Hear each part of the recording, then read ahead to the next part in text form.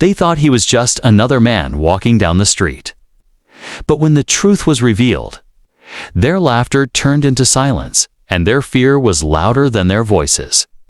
The afternoon sun hung high above Jefferson City, painting long shadows across sidewalks crowded with office workers, children, and street vendors. The city was alive with sound, the honk of buses, the chatter of people on lunch breaks, and the faint hum of a street guitarist playing blues near the fountain. Amid this everyday rhythm walked a man who looked ordinary to those passing by. Tall, shoulders straight, a faded gray jacket over jeans, and a simple backpack slung across his back. His stride was calm, unhurried, almost too ordinary to notice. But this man was Marcus Reed. To the children at the community center, he was the man who donated books and encouraged them to dream bigger. To his neighbors, he was a role model who never forgot where he came from. To the city's police department, though most didn't know his face, he was the director of internal affairs. The man with the power to investigate, discipline, and even remove officers who broke the code of justice. Yet today, Marcus wasn't in his polished suit or behind a mahogany desk. He had just finished delivering supplies to the community center where he once spent his childhood afternoons. Walking home under the bright sun, he wanted to feel the pulse of the city, his city. The smells of roasted peanuts, hot asphalt, and fried chicken from a corner stand mixed in the air. A group of teens laughed as they raced their bikes down the block. An old woman, Mrs. Carter, sat outside her porch, fanning herself, her eyes following Marcus with a warm nod of recognition. Marcus returned the nod and kept walking, his mind reflecting. He thought about how far he had come from the boy who studied under streetlights, to the man who held one of the most powerful positions in law enforcement. But power didn't matter to him. What mattered was dignity, respect, humanity. What Marcus didn't know was that within minutes, this ordinary walk would turn into something unforgettable, an encounter that would test his patience, his strength, and his very identity. Behind him, the slow roll of tires approached. A police cruiser. Its shadow stretched over Marcus's steps. Inside, two officers exchanged a smirk. To them, Marcus was just another black man walking down the wrong street at the wrong time. The sharp burst of a siren split the air. Red and blue lights flashed across Marcus's back, staining the sidewalk in color. Conversations on the street quieted as heads turned. The cruiser stopped beside him, and Officer Blake stepped out first, stocky, buzz-cut, and carrying himself with the arrogance of someone too used to giving orders. His partner, Officer Daniels, followed, lean and jumpy, his hand resting casually near his holster, as if ready for trouble that wasn't there. "Hey you," Blake called out, his tone sharp. "Where are you headed?" Marcus turned slowly, calm as ever. His voice was polite, steady. "Just walking back from the community center, officer." "Is there a problem?" Blake's eyes narrowed. "You got some ID?" Marcus nodded. He reached into his pocket slowly. Deliberately, years of knowing how sudden moves could be misunderstood. He handed over his driver's license. Daniels snatched it without a word, scanning the name, Marcus Reed. The name meant nothing to them. They weren't looking at a man. They were looking at a skin color, a stereotype, an assumption. "What's in the bag?" Blake asked, pointing at Marcus's backpack. "Books and papers," Marcus replied. Before he could add more, Daniels yanked the bag off his shoulder, unzipped it, and dumped the contents onto the hood of the cruiser. Papers scattered, a notebook slid onto the pavement, and a couple of pens rolled toward the gutter. Marcus clenched his jaw, but stayed quiet. Around them, pedestrians slowed. A mother held her child's hand tighter. A teenager pulled out his phone, recording quietly from the corner. Mrs. Carter, from her porch, sat frozen, her face a mix of worry, and anger. Blake smirked as he rifled through the papers. "What you writing, huh? Plans?" "Lesson notes," Marcus said calmly. "For the kids at the center." But they didn't care. Blake shoved the papers back carelessly while Daniel circled Marcus. Eyes sharp, as though searching for an excuse. "Hands on the hood," Blake ordered suddenly. Marcus took a slow breath. "Officer, I haven't done anything wrong." "You heard me. Hands on the hood." The voices around them grew louder, whispers, gasps, mutters of disapproval. The teenager's phone camera stayed steady, capturing every second. Marcus looked at the two men, then at the small crowd gathering. He placed his hands gently on the warm metal of the cruiser's hood. The city that once felt alive around him suddenly felt heavy, suffocating. The laughter of children, the music from the street guitarist, even the hum of traffic, all faded into silence. In that silence, Marcus knew this was more than just an encounter. This was a test of dignity, patience, and a hidden truth of power. Marcus stood with his palms pressed flat against the hood of the cruiser, the heat of the sun radiating through the metal. His reflection stared back at him in the glossy paint, calm on the outside. But inside, a storm churned. Officer Blake moved behind him, running his hands roughly along Marcus's arms, his sides, his pockets. Each shove and pat down was not just a search, it was a declaration of dominance. Blake muttered under his breath. Words Marcus couldn't quite catch but understood all the same. They weren't words of justice. They were words of suspicion. Daniels hovered nearby, his hand brushing the holster as if he expected Marcus to explode at any second. His nervous smirk betrayed something deeper, not confidence, but fear mixed with power. "What's this?" Blake pulled out a folded paper from Marcus's back pocket. "A speech draft," Marcus answered evenly. Blake unfolded it. His lips curled as he skimmed. "You some kind of preacher, or just trying to sound important?" Marcus didn't answer. Not because he couldn't, but because he knew silence was stronger than wasted words. The small crowd of bystanders thickened. A man in a suit paused, shaking his head. A young woman whispered to her friend. "He hasn't done anything." The teenager with the phone moved closer, capturing the angle of Blake's rough hands, shoving Marcus harder against the car. "You people," Blake sneered, raising his voice as though to send a message to the crowd, always walking around like rules don't apply. Marcus closed his eyes for a moment. He thought of his mother's voice. "Never let them take your peace, son. Hold it close. Even when they try to strip your dignity, hold your peace." Then it came, the shove. Blake pushed Marcus hard against the hood. A dull ache spread across his chest and shoulder. Gasps rippled through the onlookers. Mrs. Carter, frail but fiery, shouted from her porch, "Stop that. He ain't done nothing to you." Daniels glanced nervously at the crowd, then at the phone recording every second. But Blake ignored it, pride swelling in his chest. Finally, after what felt like hours compressed into minutes, Blake stepped back. "Nothing," he muttered. "Let him go." Daniels tossed Marcus's papers onto the ground, where they scattered like discarded truths. His ID was dropped with a flick, landing near the gutter.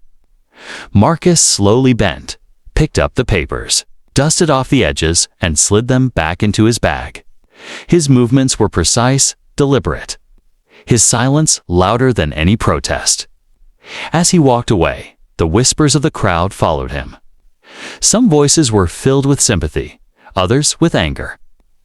The teenager whispered into his phone camera. They picked the wrong guy this time. Marcus didn't turn back. His pace was steady, but each step carried the weight of humiliation. Marcus found himself on a park bench a few blocks away.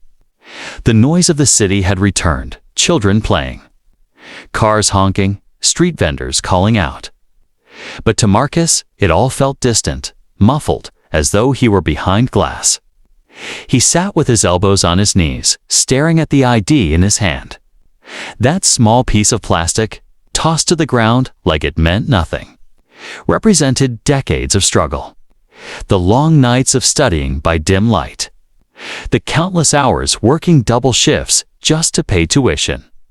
The sacrifices of his late mother, who believed her son would one day rise above the streets. And yet, to Blake and Daniels, he was nothing more than another target. Another man to humiliate for no reason. Marcus closed his eyes. He thought back to his childhood. He remembered the day a police officer had searched his older brother on the same block for no reason, pushing him against a wall while neighbors watched. His brother had whispered to Marcus that day, "Don't ever give them a reason, little man. Even breathing too loud can be a reason." That memory burned now, the circle repeating itself. But Marcus had chosen a different path. He had dedicated his life to reform, to justice, to the belief that authority could be a force for good. And still, he was treated as nothing. A part of him longed for anger, but a stronger part held to patience. He whispered to himself, barely audible, control. Not rage, purpose, not pride. As he sat there, a small shadow appeared in front of him. It was the teenager from earlier, the one who had filmed the encounter. He held up his phone. "Mister, I got it all recorded," the boy said. His voice trembled with both excitement and fear. "They can't get away with it. I can send it to the news." Marcus looked at the boy. His face was young, but his eyes carried the same anger Marcus once carried at that age. "Keep it safe," Marcus said gently, "but don't rush. Sometimes the truth finds its moment." The boy nodded slowly, not fully understanding, but sensing something in Marcus's calm. As the teenager walked away, Marcus leaned back against the bench, staring at the sky. The clouds drifted slowly, indifferent to the struggles below. But Marcus knew storms don't last forever, and this storm was not the end. The next morning, Marcus rose early, dressed in a crisp suit, and walked into the towering glass building that housed the city's police administration offices. The lobby buzzed with officers, detectives, and staff moving briskly. Heads turned respectfully as Marcus passed, not because of his suit, but because of his reputation. Marcus Reed wasn't just another official. He was the director of internal affairs, the man who held the authority to investigate misconduct, recommend disciplinary action, and, if necessary, strip badges from those unworthy to wear them. His assistant, a sharp young woman named Carla, met him at his office door holding a folder. "Sir, you'll want to see this right away." Marcus opened the folder. His eyes scanned the reports, citizen complaints, witness statements, and video submissions from the night before. His chest tightened slightly as he saw the names printed in bold. Officer Blake, Officer Daniels. The very men who had shoved him, searched him, and humiliated him. Carla spoke carefully. "The community is angry.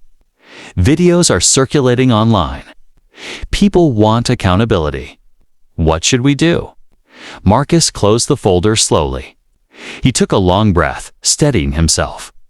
The memory of their smirks, their arrogance, their shove replayed in his mind. For a moment, his hand tightened around the folder's edge. Then he looked up. His eyes were calm again. "Schedule a meeting with the officers," Marcus said. Carla hesitated. "Yes, sir. Do you want to handle this personally?" Marcus turned toward the wide office window, where the city skyline stretched across the horizon.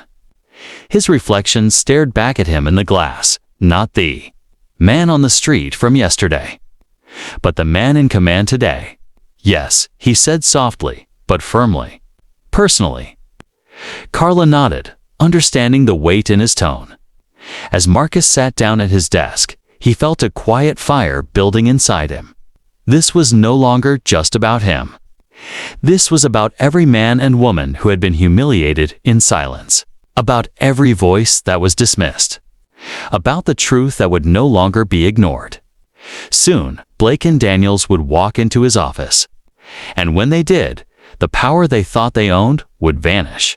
They would learn the difference between authority abused and authority earned. The conference room was silent except for the hum of the air conditioning.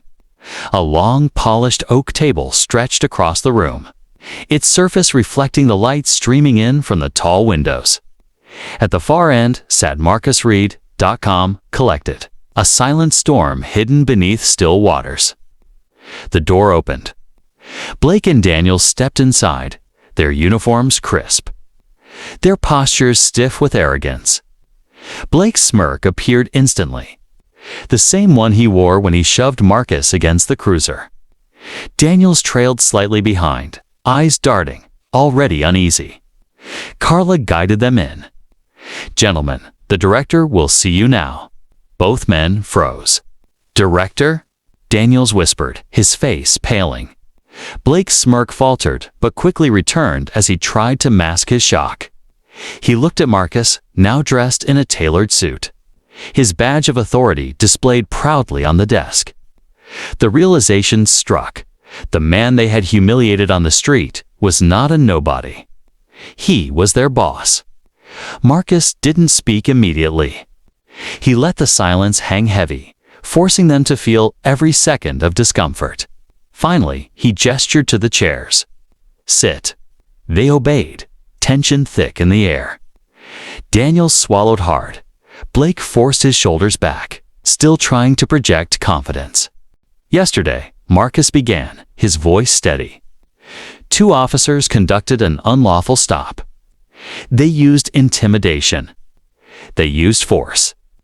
And they humiliated a citizen who had committed no crime." Blake shifted in his chair. "With respect, sir, we didn't know it was you." Marcus's eyes narrowed slightly. "That is exactly the problem." The words struck like a gavel. Marcus leaned forward, placing his hands flat on the table. "Tell me, Officer Blake, would you have acted differently if you knew who I was? Would you have spoken to me with respect then?" Blake hesitated. His jaw tightened, but no words came. Daniels stared at the floor, sweat gathering at his temple. "And you, Daniels?" Marcus continued, turning his gaze. "You stood by. You let it happen." Silence can be as dangerous as action. Do you know how many citizens you've silenced by looking away? Daniels's voice cracked as he spoke. We didn't mean harm. It's just what?" Marcus cut him off, his voice sharp now. "Just another man to push against a car. Just another life to belittle." Blake's mask finally slipped. "Look, sir, it was a mistake. Things happen fast in the field. We thought—" Marcus's voice rose, not in rage, but in controlled force. "You thought wrong. And your thoughts nearly turned into something far worse. Do you understand the weight of what you carry when you wear that badge? It is not power. It is responsibility. And yesterday, you betrayed it." The room was silent. Only the ticking of the clock on the wall filled the space. Marcus stood, walking slowly to the window. His back to them, he spoke again, quieter now, but sharper than before. "When I was a boy, I watched my brother searched and humiliated on the same street where you stopped me. He told me never to give anyone a reason. But yesterday proved something. Sometimes no reason is needed.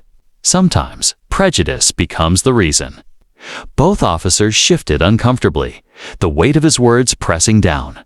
"So tell me," Marcus said finally, turning back, his eyes piercing through them. "Why should men like you carry the responsibility of protecting this city?" Neither had an answer. Marcus dismissed them with a wave of his hand. Carla escorted the officers out, their faces pale, their steps unsteady. As the door closed, Marcus sat back down, pressing his hands together. He could have destroyed them right then. He could have ended their careers with a signature. But Marcus believed in something deeper, not just punishment, but transformation. He drafted a report. Blake and Daniels would be suspended, placed under review, and required to undergo intensive retraining.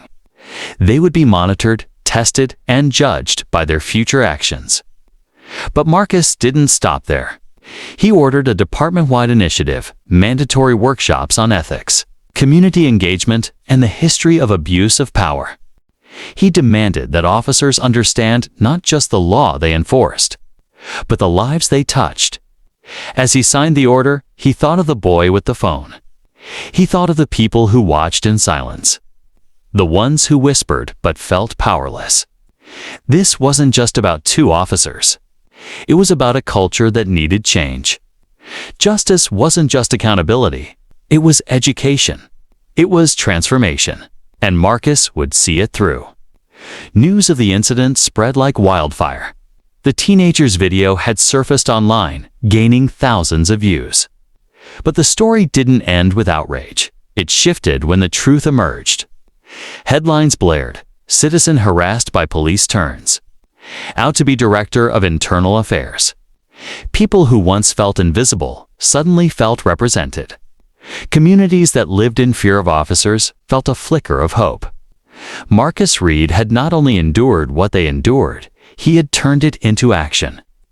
At a community forum days later, Marcus stood on a stage before hundreds. Cameras rolled, reporters filled the aisles. But Marcus's focus was on the people. "This is not about me," he began. His voice carried strength, but also empathy. "This is about every man and woman who has been silenced. Every child who has been told to keep their head down.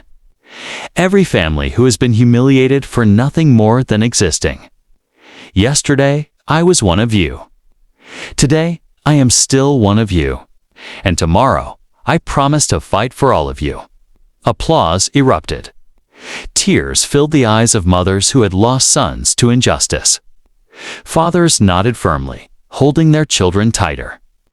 The boy who filmed the video sat in the front row, pride shining on his face. Marcus's words cut deeper than headlines. He was not just a director in a suit. He was a man who had lived it, who carried the scars, and who turned pain into purpose. Weeks passed. Blake and Daniel served their suspensions. Their arrogance replaced with quiet shame. They returned to the force under strict watch. Humbled men learning what it meant to wear the badge. Some whispered that Marcus should have fired them. But others understood redemption can be stronger than punishment. Marcus sat once again on the same park bench where he had gathered his thoughts that day. The city buzzed around him, alive and restless. But within him, there was peace. He thought of his mother's words, "Hold your peace, son. Even when they try to strip your dignity, hold your peace." Now he understood fully. Peace was not weakness. Peace was power. The moral was, true strength is not measured by how loudly you demand respect, but by how firmly you uphold dignity when others try to strip it away. Tell us in the comments section what you learned from this story. Like and subscribe the channel for more interesting videos.